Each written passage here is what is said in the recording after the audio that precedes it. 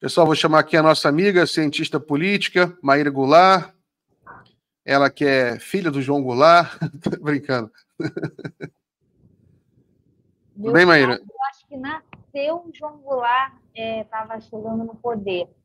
Meu pai nasceu, eu não sei exatamente, mas meu pai é super jovem. Então, João Goulart dava para ser pai do meu pai, eu acho. Avô, né? É avô dela. Avô da Maíra. Tirando a parte dos ricos e famosos, tudo bem. Eu gosto do João Goulart, é uma grande referência. Não, eu brigo porque a gente traz aqui, né? Faz parte do nosso ecossistema aqui, a neta do Prestes, que é a Ana Prestes, a Aninha, trabalha com a gente aqui. O Brizolinha está sempre com a gente aqui, que é neto do Brizola. Só falta o neto do João Goulart. É você. Ai, vou estar sendo. Você pode falar, ninguém vai ligar, não. Pode falar. Gente, eu estava conversando com a minha mãe sobre isso. A gente não tem tracing da nossa família. A gente sabe quem são, até o avô, mas bisavô já não sabe muito bem. Pessoas de classe popular, eu não sou propriamente uma pessoa de classe popular, mas eu não tenho uma família aristocrática. Só esse tiro longo do que são seus familiares, para além de avô, a gente já não tem.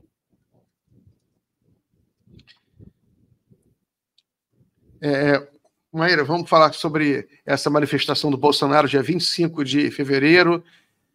Ele está postando a última cartada. É uma grande manifestação, inclusive os bolsonaristas estão divulgando aí que o Trump vai vir, Milei vai vir, estão delirando aí que vai todo mundo vir. O Trump não veio nem com o Bolsonaro no poder, vai vir agora com o Bolsonaro com o pé na cadeia. Mas, enfim, eles estão delirando, eles estão divulgando. O Bolsonaro determinou que não façam manifestações em lugar nenhum no Brasil, porque está com medo de flopar, né, É evidente, ele quer uma foto, né, porque eles querem aquela imagem, manifestação gigantesca na Paulista.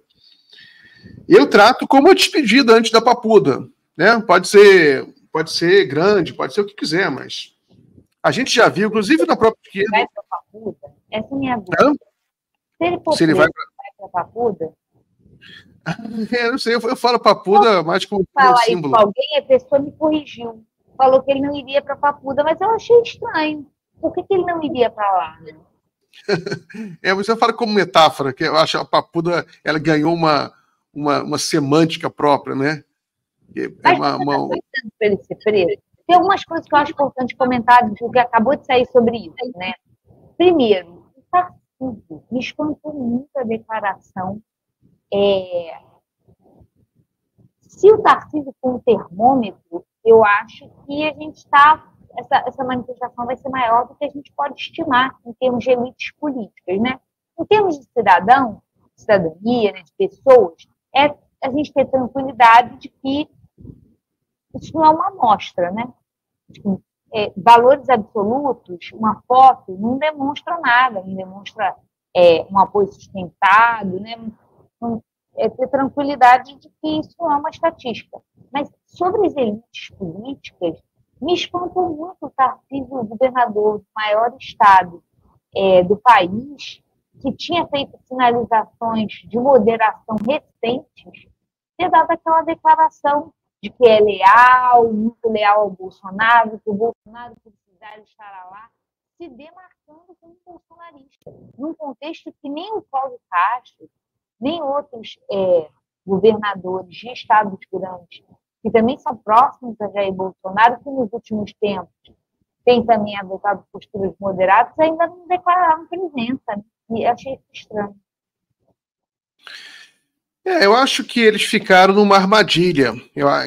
Eu acho que eles estão no... Bolsonaro acabou criando uma armadilha para esses políticos, porque o Bolsonaro, o movimento duro ao redor do Bolsonaro é muito agressivo. Né? Você vê que o próprio Tarcísio participou de um evento junto com Lula, o militante bolsonarista gritou: volta para o PT, Tarcísio. Né? O Tarcísio até riu. O Tarcísio ele não é ele não é, eu não considero ele um bolsonarista raiz, né?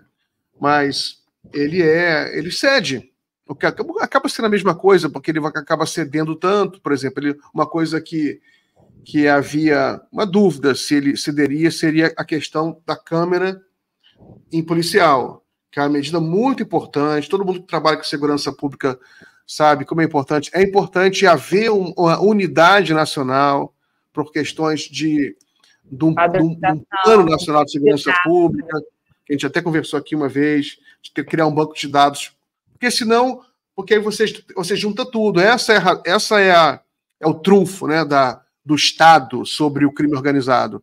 É que o Estado ele tem acesso à tecnologia que pode combater melhor o crime. Tanto que os estados mais organizados estão reduzindo bastante o crime. Você vê na Europa, hoje em dia, o crime é baixo, nos próprios Estados Unidos, na Ásia toda, na China, é um país quase sem crime, assim, ostensivamente.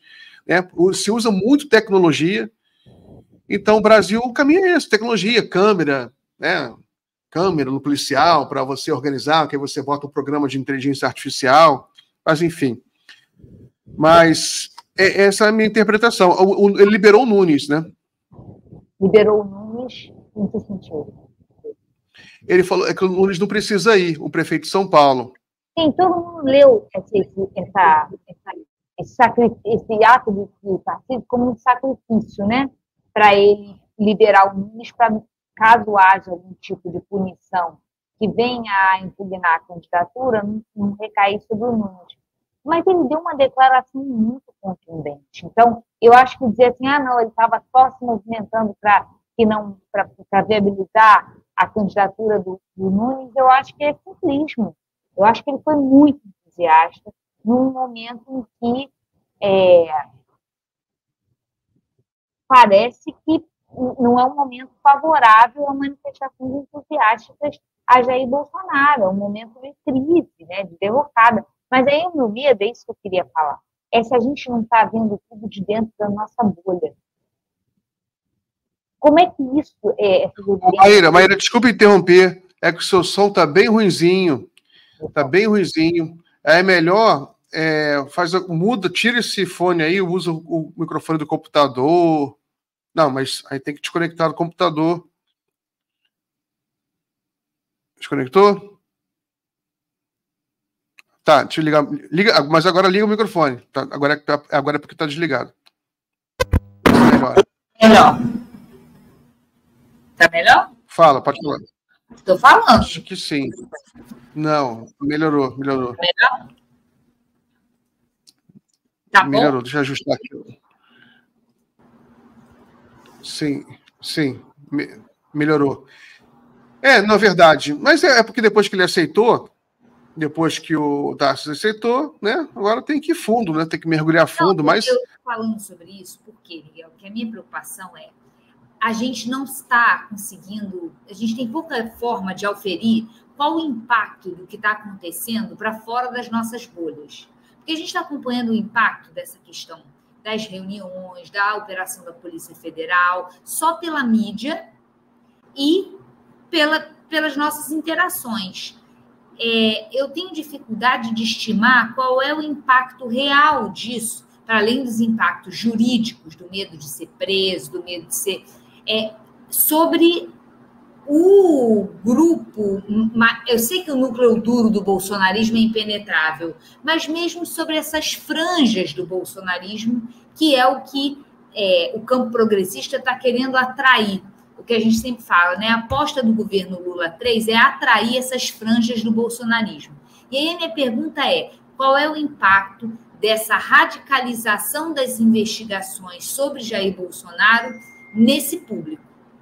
Essa é a minha indagação, isso que eu acho que vale a pena discutir.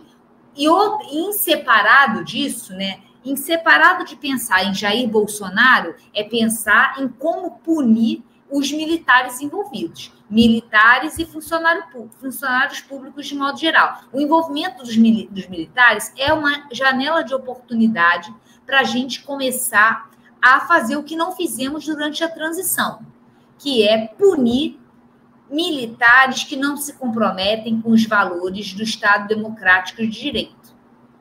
Isso eu acho que é inequívoco. Em paralelo, é uma discussão sobre se o que está recaindo sobre Jair Bolsonaro é positivo para o campo progressista em termos de eleição municipal, em termos de eleição de 2026. Eu acho que são reflexões que a gente tem que ter para não ficar sendo muito alimentado por esses estímulos midiáticos. É verdade. Por exemplo, um fator que é preciso pensar sempre é a questão da justiça, né? O Bolsonaro vai conseguir emplacar a narrativa de mártir, né, entre aspas, de perseguido pela justiça, é uma coisa que ele está tentando emplacar, tanto que ele vem repetindo, ele e o grupo dele, a questão da ditadura judicial, o Brasil vive uma ditadura judicial, eu estou sendo perseguido, e ele tá batendo nesse martelo, é a saída dele. É a saída. Alexandre de Moraes me persegue, é personalizar, é colocar uma cruzada contra o Moraes, associação com o Lula. Eu acho que essa não é uma saída, e é uma saída que vem mostrando resultado. As pesquisas que saem, elas não captam uma erosão do bolsonarismo radical. Exato, né? As pesquisas não captam ainda. Só que é o tipo da coisa, como tudo, aliás, né? A gente só vai tirar a prova da eleição municipal. Essa eleição municipal vai produzir muita ansiedade em quem se interessa por política, porque não vai ser apenas o resultado de quem será os ganhadores, qual prefeito, qual vereador, né? Mas vai ser, sobretudo, um termômetro para a gente entender até onde o bolsonarismo refluiu. Está mais ou menos claro que a polarização vai influenciar nas capitais, o que mais uma razão de ser um termômetro importante para a gente analisar. Mas, por outro lado, Maíra, essa narrativa do vitimismo é a última coisa, né? É o último recurso de alguém na situação do Bolsonaro, né? Então, de certa forma, também mostra uma certa fragilidade. Eu não acho que é o último recurso. A contestação do papel da mídia, do papel do establishment, é um traço constitutivo da extrema-direita. É desconfiar de fatos, desconfiar da ciência, desconfiar das instituições. Existe uma congruência muito grande entre o discurso da extrema-direita, de contestação ao establishment, e o discurso do vitimismo. Porque eu estou dizendo é que isso cai como uma luva para ele. E aí, a minha provocação a você é se a água de salsicha em que ele estava cozinhando, antes disso, não degenera mais rápido. Essas franjas do bolsonarismo. Ele sem mandato, ele sem entrega, ele sem espaço. Se isso não mingua mais do que esse alvoroço que está sendo causado. Tudo isso eu digo em relação ao Bolsonaro, mas nada disso eu digo em relação aos envolvidos. Porque isso sim a gente precisa parar enquanto sociedade e pensar sobre o papel das Forças Armadas e sobre o tipo de público que essas Forças Armadas atraem. Eu não sei em que medida essa decisão do Exército, né, das Forças Armadas de modo geral, de individualizar os processos, né, de trabalhar tudo caso a caso, isso não empobrece a reflexão. Não é caso a caso, né? A gente tem que pensar sobre quais são as células dentro do Exército e das outras Forças Armadas que estão perpetuando valores antidemocráticos. O que está havendo de acobertamento ou de filosofia mesmo coletiva que incentiva esses comportamentos, porque não são comportamentos, não podem ser tratados como comportamentos desviantes. Esse grau de comprometimento das Forças Armadas interdita que a gente absorva a narrativa que as Forças Armadas querem criar sobre si mesmo. de que essas adesões foram adesões pontuais que devem ser responsabilizadas pontualmente. Eu diria que o grande desafio é político, né? Em toda a sua complexidade. Eu acho que é o desafio da justiça, do Lula, do governo, a questão das Forças Armadas. Está claro, desde o início, quando o Lula assumiu, que o Lula ia optar por uma tentativa de conciliação, tanto que ele colocou lá o Múcio, que é alguém que é uma espécie de embaixador das Forças Armadas. O Múcio, inclusive, deu várias entrevistas recentes, por ocasião do aniversário do 8 de janeiro, em que ele falou que a relação do Lula com as Forças Armadas está indo muito bem. O Lula voltou a conversar com os comandantes, que era o objetivo do Lula, não criar um estresse, né, para não criar um problema, até porque o Lula, no meu ponto de vista, ele está querendo jogar energia nessa estratégia de despolarizar um pouco, né? De tentar radicalizar. Eu concordo com essa estratégia, e ela está no cerne dessa minha crítica.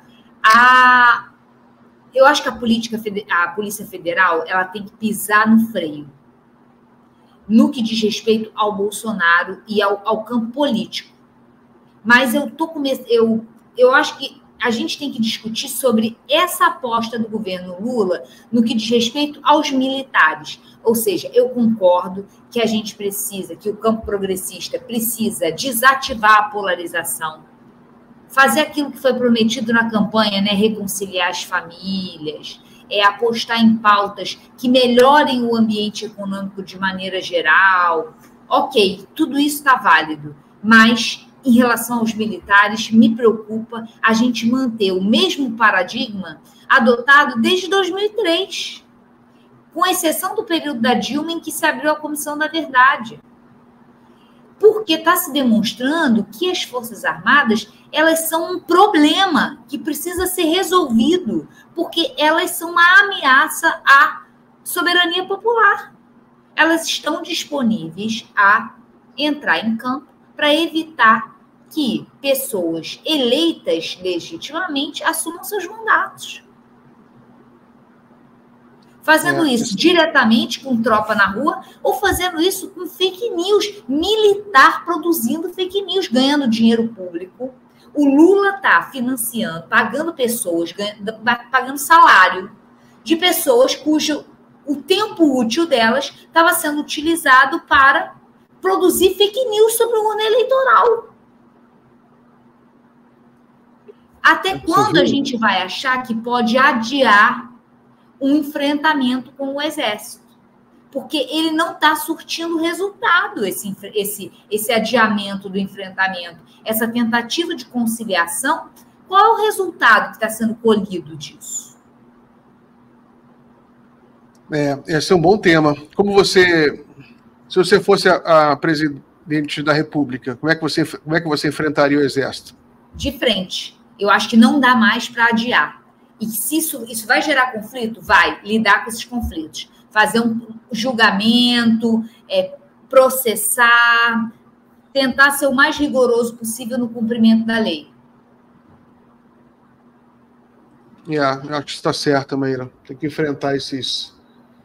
que é medo e delírio, aquele podcast Brasília fala, né? Malditos milicos, né? Eles têm uma história muito triste no Brasil, os militares. Mas por que a gente não fez isso na transição? E como a gente não fez isso na transição, os militares não sabem muito bem onde começa e onde termina a ditadura. Onde começa e onde termina o momento em que eles tinham poder e quase que restrito. E também uma parcela significativa da população não passou por esse processo de aprendizado, de entender, olha, aqui começou a ditadura, aqui terminou a ditadura, aqui começou uma outra coisa diferente.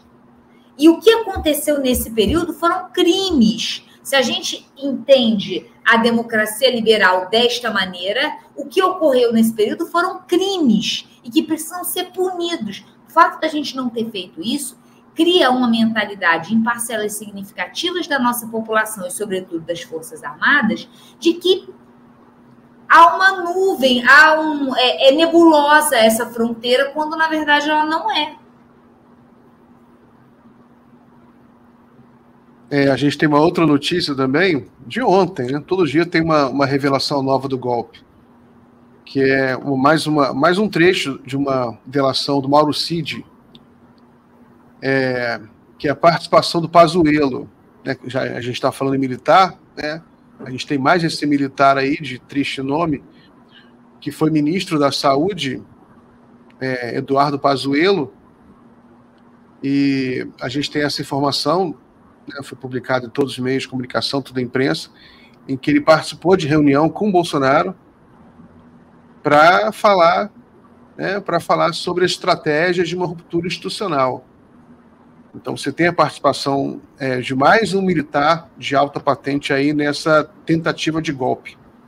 Sim, o caso do Pazuello é muito emblemático, né? Porque ele foi um militar de alta patente que participou de passeata, de motociata durante a pandemia em prol de Bolsonaro. E ele também deflagrou aquela carta assinada, inclusive pelo comandante que recusou entrar na empreitada golpista, esqueci o nome dele, o Gomes Freire, ou Freire Gomes? E Freire Gomes Freire é uma rua aqui do Rio de Janeiro, por isso que eu sempre confundo. Ele e o cara, e mais um, que se eu não me engano, ele foi o comandante, foi exonerado em 2021, os dois assinaram um documento dizendo que o Pazuello não deveria ser preso. Ser preso não, ser punido, porque eles não vão nunca ser presos, né? Ele não deveria ser punido por ter participado das manifestações. Ou seja, o Pazuello é uma figura interessante não só pelo grau de comprometimento dele, mas também pelo espírito de cumplicidade, o espírito de corpo que o envolvimento dele deflagrou, que é completamente diferente. Eu não sei se você se lembra, nessa altura, saiu uma matéria comparando o que aconteceu com um militar que nos Estados Unidos estava na situação da tomada do Capitólio. E ele rapidamente veio a público, disse que não tinha nada a ver, que estava ali, não sei o quê, só para fazer a segurança. Essa, para mim, parece ser uma variável importante diferenciando o caso brasileiro do caso norte-americano. No caso brasileiro, a extrema-direita e aqueles que têm pouco compromisso com o Estado democrático de direito têm o apoio das Forças Armadas. Isso gera um grau de vulnerabilidade para o poder civil muito grande.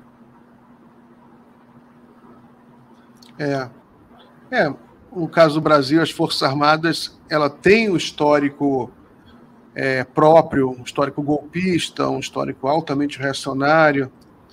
É triste o papel. Agora, é uma coisa que a gente nota, Maíra, é a dificuldade de mudar a cabeça das pessoas, né? O grau de inércia das ideologias, do bolsonarismo, né? Até hoje uma coisa, todo mundo se espanta, como é que a pessoa ainda hoje defende o Bolsonaro? Mas o Bolsonaro só perdeu a eleição porque entrou uma nova geração. O Bolsonaro teve mais votos em 2022 do que em 2018, por incrível que pareça. O Lula ganhou a eleição porque surgiu uma nova... Tanto que o ódio do Bolsonaro, ele fala isso... Tanto que ele falou isso, né? Porque fizeram campanha de... Filiação não, campanha de dar título eleitoral para jovem. O que é ele se queima ao falar isso, né? Ele se queima, porque ele parte do pressuposto, o que é completamente antidemocrático, que uma faixa etária vota sempre num lado ou outro. Não é o caso, por exemplo, na Argentina, o Milei tem voto jovem. Exato, não é assim, não é uma coisa automática. Né? Não é automática. Maíra, então, agradeço muito a sua participação. Vou encerrar aqui o bloco, começar um outro bloco. Um beijo grande, bom final de semana para você. Tchau, tchau. Bom final de semana para todo mundo.